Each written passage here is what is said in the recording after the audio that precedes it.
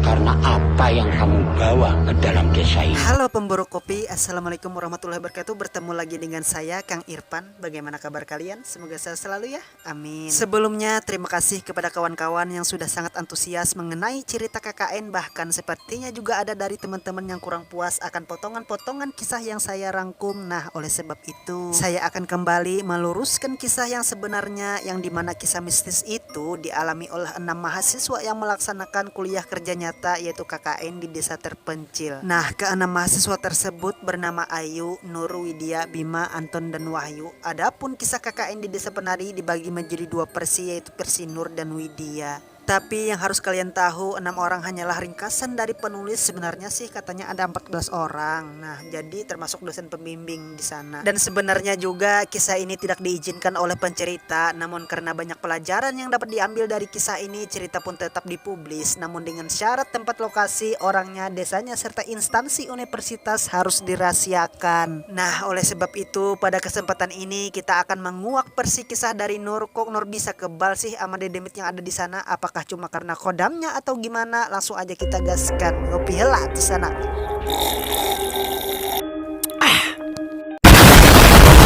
Seperti yang telah kita ketahui, sebelum diangkat ke layar lebar, cerita KKN di desa penari lebih dulu viral di Twitter. Cerita tersebut awalnya diunggah oleh salah satu pengguna Twitter bernama Simple Man pada tahun 2019 silam. Awal kisah, Nur merupakan gadis yang memiliki cita-cita menempuh pendidikan di universitas yang ia impikan sejak kecil. Bulan demi bulan telah ia lalui hingga akhirnya sampailah dia pada semester akhir yang menuntutnya untuk menyelesaikan tugas pengabdian kepada masyarakat atau dikenal dengan KKN. Namun Nur dan keenam temannya harus mencari tempat KKN sendiri lantaran mereka tidak berkesempatan untuk turut mengikuti KKN yang telah ditentukan dari kampus. Dan di suatu malam, Ayu, teman sefakultas Nur, baru saja membicarakan rencananya. Ia telah memiliki tempat yang cocok untuk melakukan kegiatan KKN mereka, dan Nur akan ikut dalam observasi pengenalan lokasi KKN. Lalu Nur pun kemudian bersiap-siap untuk keberangkatannya ke desa yang dimaksud Ayu. Dan di sela-sela itu Nur teringat bahwa ia harus segera memberitahu rekannya yang lain karena KKN merupakan kegiatan yang harus diselesaikan secara bersama-sama. Wid, kamu di mana? Di rumah Nur. Gimana? Sudah dapat tempat KKN-nya? Tanya Widya. Nanti malam Wid, aku berangkat sama Ayu. Doakan ya. Inggih, semoga gandang di ACC ya. Amin, balas Ayu mematikan telepon. Hari demi hari pun berlalu dan tiba saatnya Nur berangkat ke desa yang menjadi lokasi KKN. Nur pun melihat mobil kijang yang berhenti. Keluarlah Ayu, ya kan, sahabatnya. Kemudian disusul dengan seorang laki-laki di belakangnya. Nur membatin, ya kan, mungkin itu Mas Ilham, kakak laki-laki Ayu yang akan mengantarkan mereka ke lokasi KKN. Ayo budal, ajak Ayu dengan langsung menggandeng Nur untuk masuk ke mobilnya. Kemudian Mas Ilham membawakan barang Nur menuju mobil. Tak lama setelah itu mobil pun melaju. Jauh nggak yuk? Tanya Nur kepada Ayu. Paling 4-6 jam tergantung ngebut tidaknya, jawab Ayu. Tapi kata Ayu, yang jelas desanya bagus, tak jamin deh masih alami. Pokoknya cocok deh buat proker yang kita susun kemarin. Dan Ayu terlihat begitu antusias menceritakan desa tersebut, sementara Nur ia merasa tidak nyaman. Yang sebenarnya banyak hal yang membuat Nur merasa bimbang, salah satunya tentang lokasi, waktu dan sebagainya. Sejujurnya ini kali pertama Nur pergi ke arah Etan atau daerah timur. Dan sebagai perempuan yang lahir di daerah Kulon, daerah barat, ia sudah banyak mendengar rumor tentang daerah Etan, salah satunya tentang kemistisannya. Ya, meski keadaan mistis bukan hal yang baru bagi Nur, bahkan ia sudah kenyang dengan berbagai pengalaman akan hal tersebut saat menempuh pendidikan sebagai seorang santriwati. Dan ia sering mengabaikan perasaan tidak biasa yang muncul karena kebetulan semata. Namun anehnya malam ini belum pernah Nur merasa setidak enaknya seperti saat itu. Dan benar saja perasaan aneh itu terus bertambah seiring dengan mobilnya yang terus melaju. Salah satu pertanda buruk terjadi adalah ketika sebelum memasuki kota J di mana tujuan kota B, Nur melihat kakek-kakek yang meminta uang di persimpangan. Ia seakan melihat Nur dengan tatapan yang prihatin.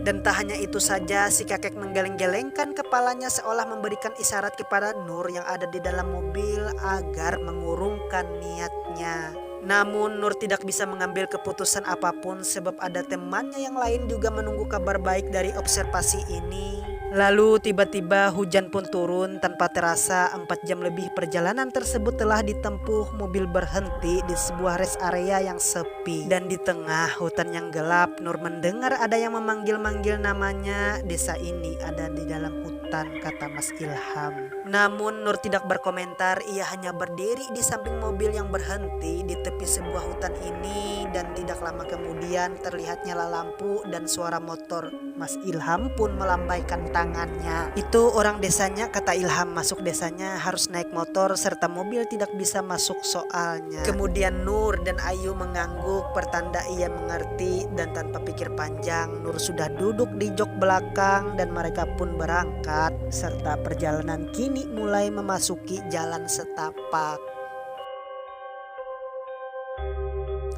Di tengah tanah yang tidak rata membuat Nur harus memegang dengan kuat jaket bapak-bapak yang memboncengnya. Terlihat tanah masih lembab ditambah dengan embun fajar yang juga terlihat di sana sini memenuhi pepohonan rimbun. Lalu tiba-tiba Nur melihat sesosok wanita yang sedang menari di atas batu yang seakan-akan menyambut dirinya yang datang di desa tersebut. Dan bahkan penari itu kelihatan matanya sangat tajam dengan paras elok dan cantik. Kemudian si wanita tersenyum seolah-olah sedang menyambut tamu yang sudah ia tunggu. Melihat penampakan itu lalu Nur melihat ke jalan lain, tetapi Nur terkejut mendapati si wanita sudah hilang tanpa jejak. Ia sadar bahwa dirinya sudah disambut dengan sosok entah apa itu.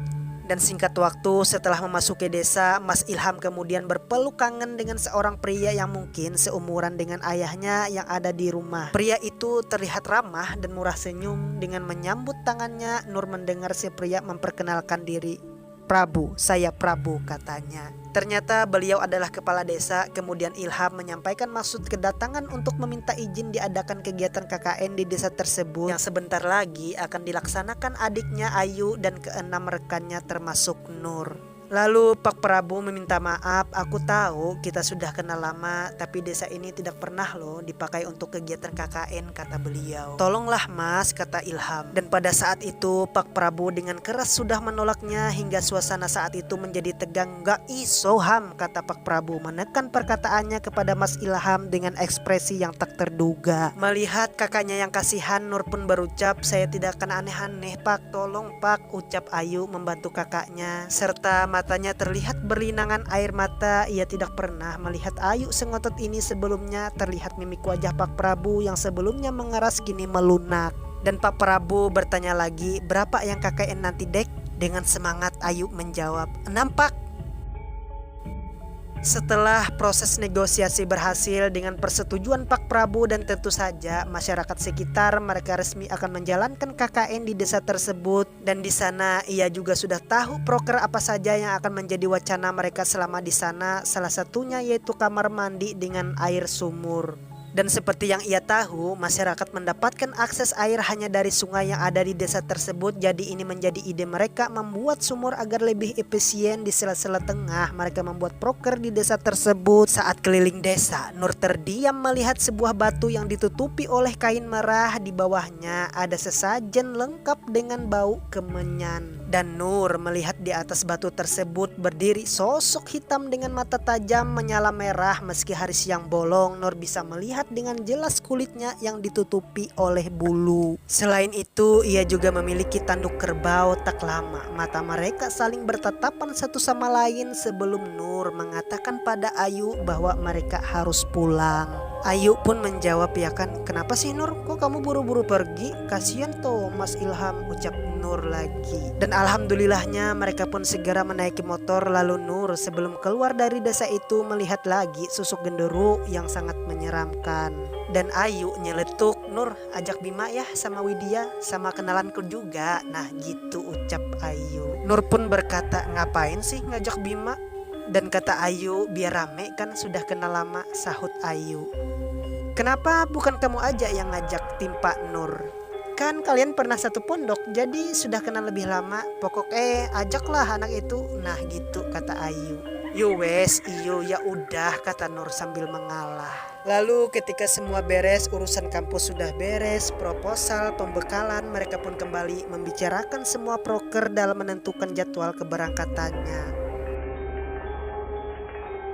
Setelah semua anak pada setuju, tapi Widya yang hampir seharian terus menceritakan bahwa ibunya memiliki firasat yang buruk pada tempat KKN mereka itu, Nur hanya diam dan mendengar karena di dalam dirinya ia juga merasakan hal yang sama. Kemudian di malam hari mereka pun berangkat dengan menggunakan mobil yang disewanya untuk mengantarkan mereka ke hutan tempat pemberhentian di mana nanti mereka akan dijemput oleh warga desa. Sementara Nur masih bisa melihat temannya Widya yang memasang wajah tidak nyaman, Nur hanya bisa berdoa bahwa mereka berangkat dengan utuh dan semoga pulang dengan utuh juga atau selamat. Di tengah perjalanan gerimis mulai turun, Nur hanya melihat ke jalanan yang lenggang. Tepat di pemberhentian lampu merah ada seorang menggebrak kaca mobil mereka. Lalu Nur begitu terkejut sampai tersentak mundur dari kursi mobil, dan Nur melihat pengemis tua yang terus menggebrak kaca mobil itu membuat semua orang yang ada di dalam mobil kebingungan. Ya, termasuk si sopir yang kemudian berteriak agar lelaki tua itu berhenti sembari melemparkan uang recehan dari bibir orang tua itu. Nur melihat ia berucap, "Jangan berangkat nak." Suaranya terdengar familiar seperti suara wanita tua. Namun mereka menghiraukan hingga sampailah mereka di tempat pemberhentian. Setelah menunggu beberapa waktu lama, terlihat rentetan cahaya motor mendekat dari seberang jalan setapak, dan Nur mengatakan, "Itu orang dari desa yang jemput kita kawan." Nah gitu katanya. Dan tanpa membuang waktu lama mereka pun melanjutkan perjalanan. Jalanan setapak dengan lumpur karena gerimis, pohon besar dan gelap dengan kabut yang di sana sini mewarnai sepanjang perjalanan mereka. Lalu saat itu hanya terdengar suara motor berderu tanpa ada suara binatang malam atau yang lainnya. Namun semua berubah ketika tiba-tiba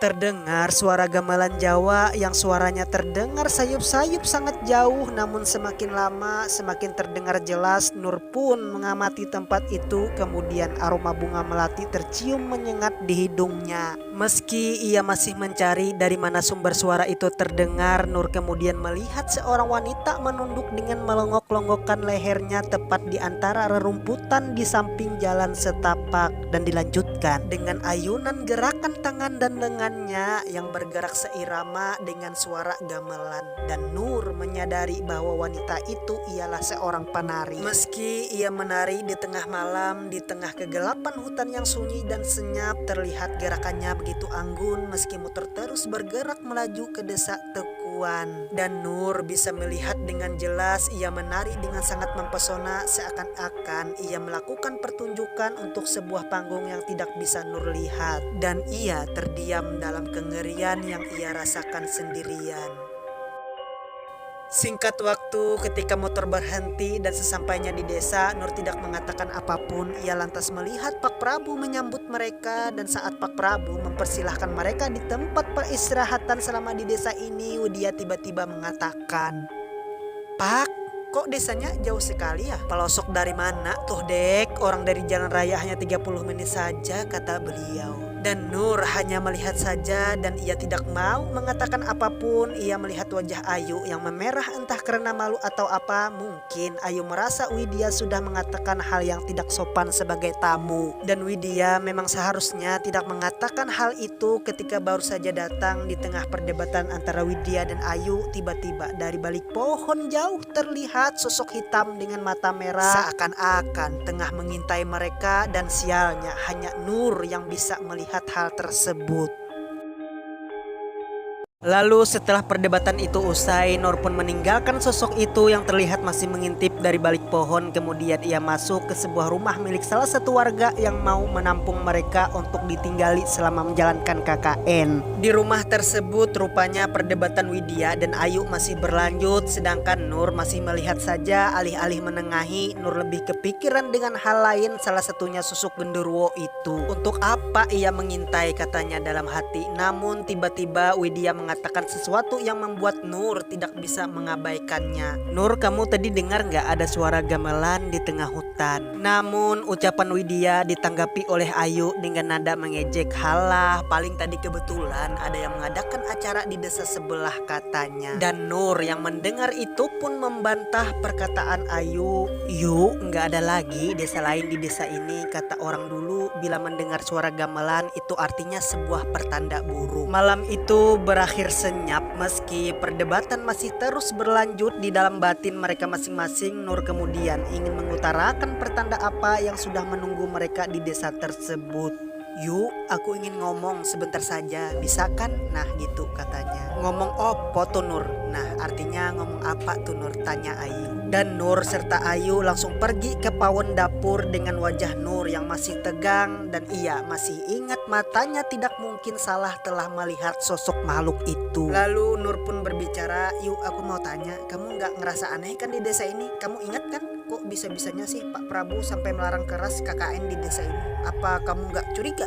Dan Ayu pun menjawab, apa sih maksudmu ngomong kayak gitu? Ucap Ayu ketus. Ayu pun menjawab, mungkin Pak Prabu punya alasan sendiri melarang kita KKN di sini. Apa kamu ngomong begini karena perkara Widya tadi? Gak masuk akal Nur, kamu sendiri ikut aku observasi katanya. Apa ada yang aneh? Enggak kan? Sudahlah, yuk cuma beberapa minggu aja loh. Gitu kata Ayu, dan Ayu langsung pergi meninggalkan Nur. Sementara Nur tidak mungkin menceritakan apa yang ia lihat. Ayu bahkan tidak percaya dengan hal yang gaib di sini. Nur pun mengalah lagi. Di tengah Nur mematung mengenai masalah ini, suara pun terdengar oleh kupingnya. Nur, Widya memanggil. Nur pun menatap wajahnya yang sayu, tampak ia baru saja menangis. Tak aneh memang, siapa yang tidak akan menangis bila merasakan hal yang bahkan tidak masuk akal seperti itu. Bahkan Widya meminta tolong kepada Nur untuk tidak menceritakan apa yang didengarnya mengenai gamelan. Dan Nur yang memahami hal tersebut hanya mengangguk dan memeluk si Widya. Lalu sebelum Widya beranjak dari tempatnya, Nur tiba-tiba mengatakan, Wid, sebenarnya aku juga mendengar suara gamelan itu. Malahan aku melihat ada yang menari di sana katanya. Dan Widya yang mendengar itu dari Nur seakan tidak percaya. Mereka pun seketika terdiam cukup lama, bingung harus bereaksi seperti apa. Lalu pada akhirnya mereka pun sama-sama menguatkan, sudah Nur, jaga diri baik-baik saja ya. Insya Allah gak bakal terjadi apa-apa kalau kita hormat dan menjunjung sopan santun selama tinggal di tempat ini. Dan seketika ucapan dari Widya setidaknya membuat Nur sedikit lebih lega. Tapi malam itu Nur tidak menceritakan tentang sosok hitam yang mengintai mereka pada malam pertama. Sedangkan Nur, Ayu dan Widya tidur dalam suatu kamar yang sama. Mereka sepakat untuk menggelar tikar dengan posisi Nur ada di tengah, sementara Ayu dan Widya ada di samping kanan dan kiri Nur. Kini mereka pun mencoba memejamkan mata. Terdengar binatang malam bersahut-sahutan berlomba-lomba untuk menunjukkan eksistensinya. Nur tidak bisa tidur pada saat itu. Kemudian ia melihat dua sahabatnya sudah tertidur lelap dan ia terjaga sendirian menatap langit-langit yang berupa genting hitam dengan sarang laba-laba yang sangat banyak. Di saat dia menikmati estetik suatu rumah di pedesaan, perasaan tidak enak tiba-tiba muncul begitu saja membuat Nur lebih waspada. Dan ketika pandangannya mencoba mencari cara untuk mengurangi rasa takutnya di tengah cahaya lampu petromak yang memancarkan sinar temaram, di sudut sekat kamar ada sosok bermata merah mengintipnya. Lalu Nur terkejut pada saat itu dan ia kemudian mundur menutupi wajahnya dengan selimut yang ia bawa. Namun penampakan wajahnya terbayang di dalam kepala Nur dengan mengingatnya benar-benar membuat debar jantung di dadanya berdegup sangat kencang. Dan ia masih ingat bahwa tanduk kerbau yang menempel di kepalanya serta pancaran amarahnya seolah-olah membuat Nur semakin tersudut dalam ketakutan. Dan dengan spontan Nur pun mulai membacakan ayat-ayat kursi. Namun di setiap ia menyelesaikan satu panjatan doa tersebut diikuti oleh suara papan kayu yang digebrak keras dengan serampangan. Akibat gangguan-gangguan tersebut, Nur pun mulai menangis dan ia tahu makhluk itu masih di sana. Seakan tidak terima dengan apa yang ia lakukan, Nur pun meminta bantuan kepada Tuhannya. Dan ketika ia lagi-lagi memanjatkan doa dan isi hati Nur mulai menjerit, perlahan-lahan suara itu pun menghilang berganti dengan keheningan.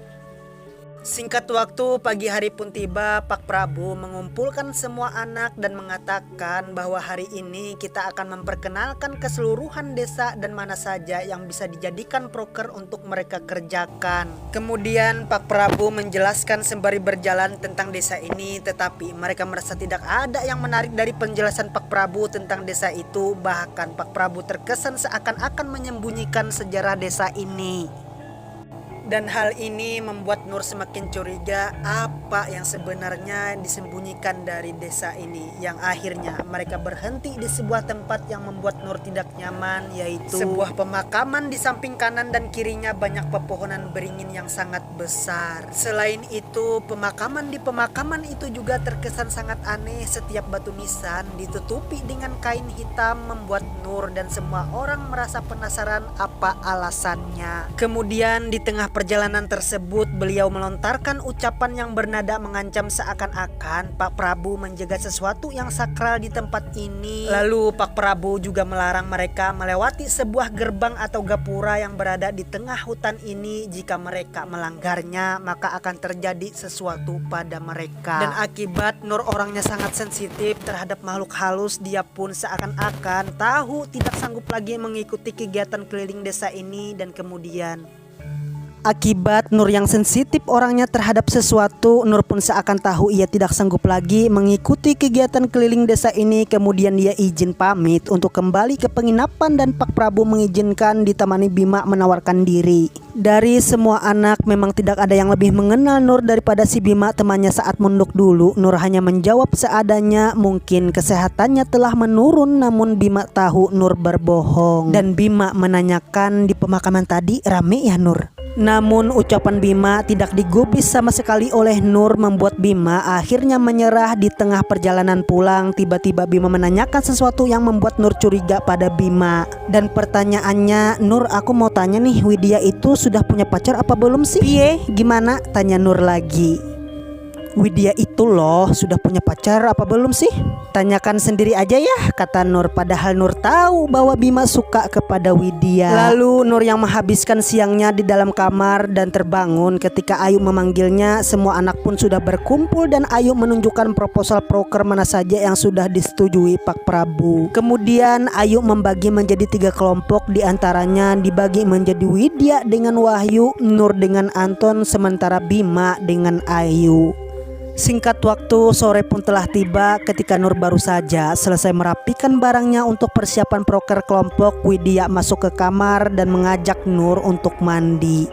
Di mana Wid? Tanya Nur. Di bilik sebelahnya sungai ada sebuah bilik kecil. Tahu kan yang bangunannya kayak kolam itu loh, jelas Widya. Dan Nur tidak menjawab, namun setelah memikirkan bahwa ia belum mandi sejak pertama kali datang ke sini, ia pun setuju dengan syarat Nur menjadi yang pertama harus mandi.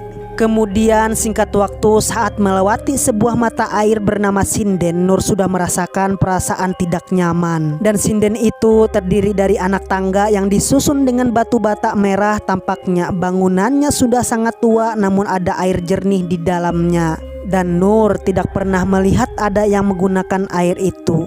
Lalu perhatian Nur tertuju pada bentukannya yang menyerupai candi kecil di belakangnya. Di pelataran candi terdapat sesajen menjadi hal yang sudah lumrah di tempat ini, namun Nur tidak melihat adanya gangguan. Tapi saat masuk, Nur langsung mencium aroma amis seperti aroma daging busuk. Namun Nur mencoba memahami mengingat biliknya sendiri tidak terlihat seperti kamar mandi yang bersih. Ya wajar saja, lantainya dari tanah dan kiri kanan dipenuhi lumut yang sangat banyak, kata Nur. Ya dia memaklumi lah. Lalu ia pun dengan segera membasuh badannya dengan air di dalam kendi. Namun ada perasaan aneh ketika air membilas badannya, seperti terdapat benda kecil yang menganjal saat bersentuhan dengan kulit Nur. Lalu ketika diperhatikan, ternyata yang ada di dalam kendi air itu dipenuhi dengan rambut yang sangat banyak.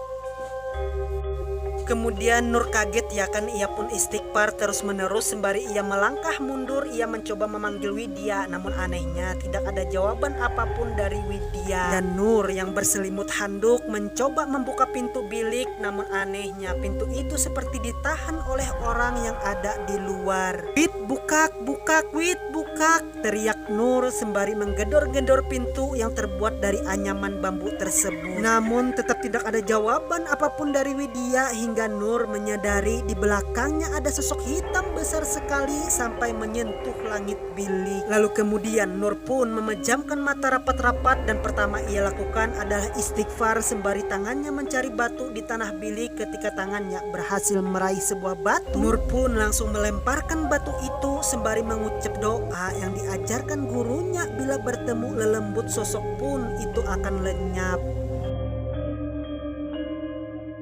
Akibat kejadian ini, Nur pun butuh waktu lama untuk menenangkan diri. Ia tahu ia sudah diincar, namun kenapa ia diincar ia merasa tidak melakukan apapun di tempat itu. Bahkan jika karena ia secara tidak sengaja melihat makhluk itu, seharusnya bukan hanya Nur saja yang sial, tapi makhluk itu juga akan sial. Dan tiba-tiba pintu pun terbuka di mana Widya melihat Nur dengan ekspresi sangat ganjil. "Kenapa, Wid?" "Popo," ucap Widya saat itu. "Ayo mandi biar aku yang jaga, cepat ya, sudah mau malam," gitu kata Nur. Awalnya Widya tampak ragu, ia seperti mau mengurungkan niatnya untuk mandi. Bahkan bukan cuma itu, Widya seperti mau mengatakan sesuatu kepada Nur, namun kemudian mengurungkannya. Ia kemudian menutup pintu. Lalu ketika Nur berjaga di luar, ia sayup-sayup mendengar suara yang berkidung menyanyi dalam bahasa Jawa. Merasa penasaran ya kan, Nur pun mulai mencari sumber suara dan berakhir pada gemah dari dalam bilik. Dan Nur pun takut hal buruk terjadi dan mencoba memanggil Widya, menyuruhnya agar ia segera menyelesaikan mandinya. Namun Widya tidak menjawab teriakannya. Suara kidung itu terus terdengar semakin jelas. Bahkan dari samping bilik, Nur menemukan semak belukar dan ia mencoba melempar batu dari sana. Namun ia kaget saat tahu di belakang bilik ada sesaji lengkap dengan bau kemenyan yang ada dibakar. Dan kemudian Nur mencoba mengabaikannya dan tetap berusaha memanggil sahabatnya sampai ia menemukan sebuah celah untuk melihat ke dalam. Kalian tahu apa yang dilihat Nur? Ya, bukan Widya, melainkan sosok wanita cantik yang diketahui ia adalah penari yang pertama ia lihat saat masuk desa tersebut. Dari situ keanehan pun terus terjadi.